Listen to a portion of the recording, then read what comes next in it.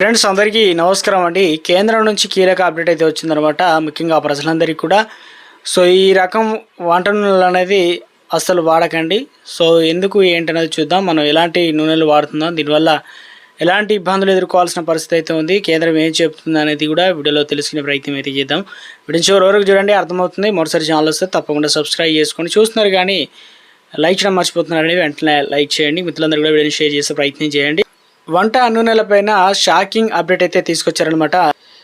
భారతదేశ వ్యాప్తంగా ఏ ఒక్క వంట అయినా కూడా ముఖ్యంగా నూనెలతో ముడిపడి ఉంటుంది. భారతదేశంలో ఉత్పత్తి అనేది గణనీయంగా తగ్గడంతో ఇతర దేశాల నుంచి ఎక్స్పోర్ట్ అనేది చేసుకుంటూ ఉన్నారు. అయితే ఎలాంటి నూనెలు వాడాలి ఏంటనేది కూడా కేంద్రం నుంచి ఒక అప్డేట్ అయితే వచ్చిందనమాట. ప్రజలందరికీ అవగాహన కల్పించాలని, ముఖ్యంగా రోడ్లపై ఆహార పదార్థాలు తయారు చేసే వ్యాపారులు కొన్ని చిన్న చిన్న హోటళ్ళలో మళ్ళీ వంట చేసి మరగబెట్టి వినియోగిస్తున్నారన్నమాట. సో ఆహార నాణ్యత విభాగం అధికారులు కూడా వీటిని గుర్తిస్తున్నారన్నమాట. సో ఇందులో వచ్చేసి ఇలాంటివి గంటల కొద్ది కనుక మరగబెట్టి వినియోగించడం వల్ల, ఒకసారి వాడిన దాటిని మళ్ళీ వాడడం వల్ల పలు అనారోగ్య సమస్యలు కూడా వస్తాయన్నమాట. నిపుణులు అయితే హెచ్చరిస్తున్నారు. సో కనుక ఇవి మనం వాడవద్దని చెప్పేసి హెచ్చరిస్తున్నారన్నమాట. సో ఇందులో చాలామంది ముఖ్యంగా ఈ 5 రకాల వంట నూనెలు అనేది అస్సలు వాడొద్దని చెప్పేసి అప్డేట్ అయితే వచ్చిందనమాట.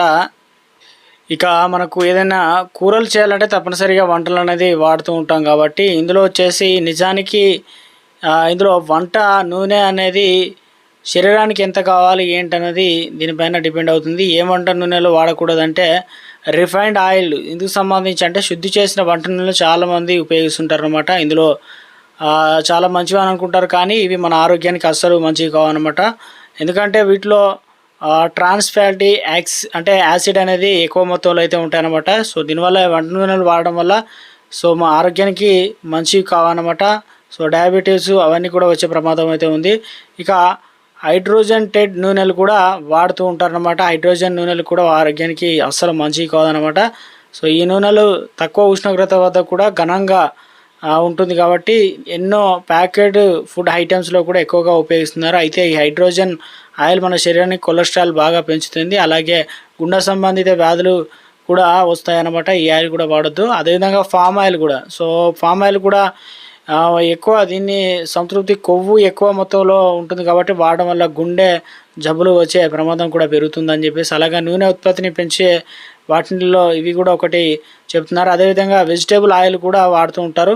సో ఇందులో వెజిటేబుల్ ఆయిల్ అనేది ముఖ్యంగా దీనిలో సోయాబీన్ నూనె, మొక్కజొన్న, అదేవిధంగా పొద్దుతిరుగుడు నూనెలు అయితే ఉంటాయి. ఈ నూనెలో ఒమేగా 6 అదేవిధంగా కొవ్వు ఆమ్లాలు మొత్తం కూడా ఉంటాయి కాబట్టి సో ఇందులో మన శరీరానికి ఏదైతే కావాలో సరైన నిష్పత్తిలో అవసరం, కానీ అసమతుల్యంగా వల్ల శరీరం అంతా పాటు ఎన్నో రకాల అనారోగ్య సమస్యలు అయితే వస్తాయన్నమాట. సో అందేదానికంటే ఎక్కువ కనుక మనం వాడినట్లయితే. సో అదేవిధంగా మరొకటి ఆవ నూనె కూడా వాడొద్దు అనమాట. ఆవ నూనె అంటే కుకింగ్ వంట నూనె ఎంపిక భావిస్తారు, కానీ ఇది స్మోకింగ్ పాయింట్ ఎక్కువగా ఉండడం వల్ల ఇందుకు కారణం. అధిక ఉష్ణోగ్రత వంట చేసినట్లయితే ఈ నూనె త్వరగా పాడదు, కానీ కొన్ని నూనెలు తక్కువ ఉష్ణోగ్రత పడతాయి. ఆవు నూనె ఎంతో వేడి చేసిన దాన్ని సహజ గుణాన్ని కోల్పోదు. దీనికి తోడే డీప్ ఫ్రై కూడా వాడతారు. సో ఇది ముఖ్యంగా రుచి కారణంగా డిష్లకు ఫ్లేవర్ ఉంటుంది. దీంట్లో వచ్చేసి ఒమేగా 3 ఫ్లాటీ ఆమ్లాలు అయితే ఉంటాయి, సమృద్ధిగా ఉంటాయి. ఆవ నూనెతో కొన్ని నష్టాలు కూడా ఉన్నాయని చెప్పేసి నిపుణులు అయితే చెప్తున్నారు అనమాట.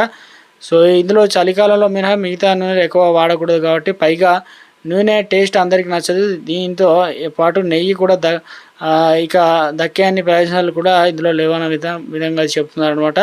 సో కొన్ని మేలు రకం మంచి నూనెలు మాత్రమే వాడాలని చెప్తున్నారు అనమాట.